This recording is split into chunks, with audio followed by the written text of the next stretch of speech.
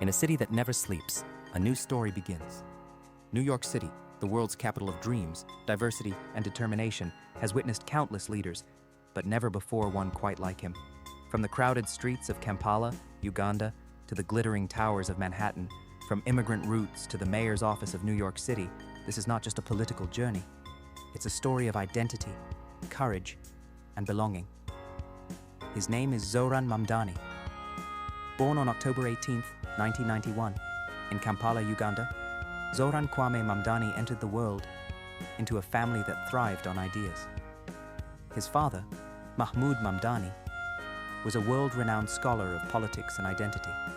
His mother, Mira Naya, was an award-winning filmmaker, the mind behind classics like Monsoon Wedding and The Namesake. Together, they shaped a boy who would grow up between worlds, Africa and America, art and activism.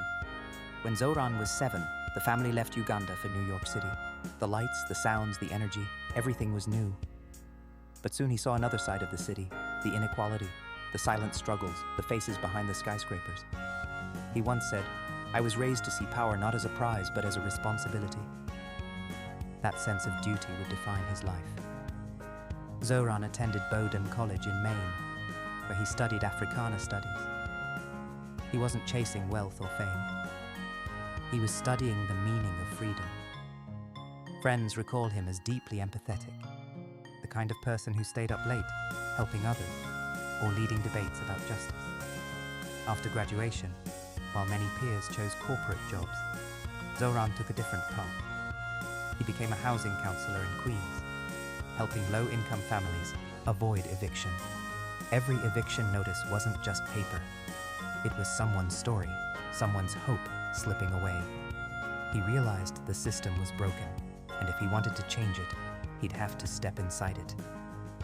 In 2020, Zohran announced his candidacy for the New York State Assembly, District 36, representing Astoria, Queens. He was young, he was different, and he was honest. People laughed. Politics isn't for idealists, they said. But Zohran didn't want to be a politician. He wanted to be a public servant. His campaign wasn't funded by billionaires. It was fueled by volunteers, students, taxi drivers, and teachers. Door by door, he built a movement. He spoke of rent control, climate action, and free public transport, ideas bold enough to scare the establishment. And in 2021, he won. The halls of the New York Assembly echoed with a new kind of energy, one that spoke for the ordinary, the overlooked, the unseen. With victory came resistance. Traditional politicians called him naive. The media questioned his youth. Some even labeled him too radical. But Zohran stood firm. He introduced bills to cap rent hikes, make buses free, and tax the rich fairly.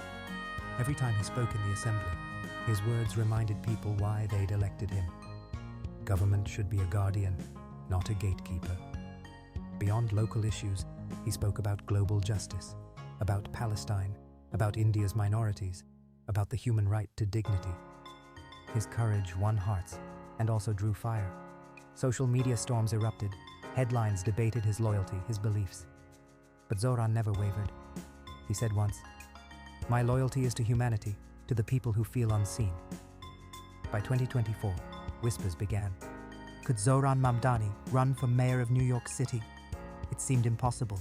He was young, progressive, and his opponent was former Governor Andrew Cuomo. But impossible dreams are where history begins. Zohran's campaign became a movement, not about power, but about people. From Bronx bodegas to Queens mosques, from subway platforms to college campuses, he spoke the language of empathy. He didn't promise miracles. He promised honesty.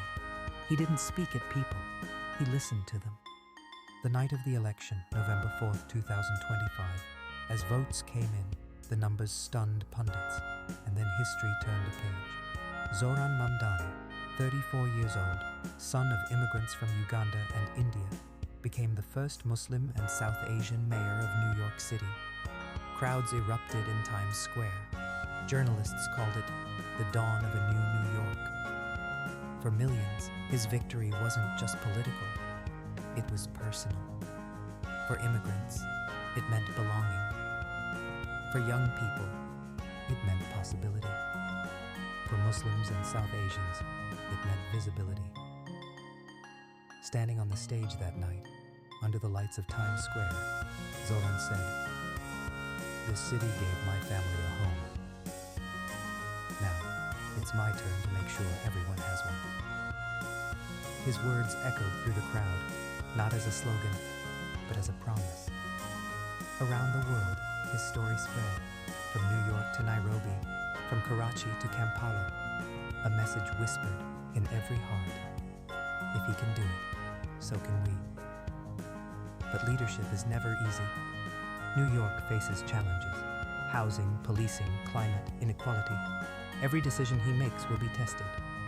Yet one truth remains: Zohran Mamdani's story isn't about perfection. It's about purpose.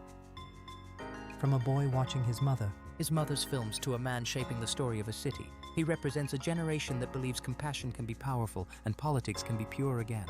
As the sun rises over New York, a new era begins. An era not built on fear, but on faith. Not on privilege, but on people. Because sometimes, the smallest voices write the biggest histories. Zohran Mamdani, from Kampala to City Hall. If this story inspired you, share it. Because somewhere out there, another child with an accent, a dream, and a heart full of courage is waiting to believe it's possible.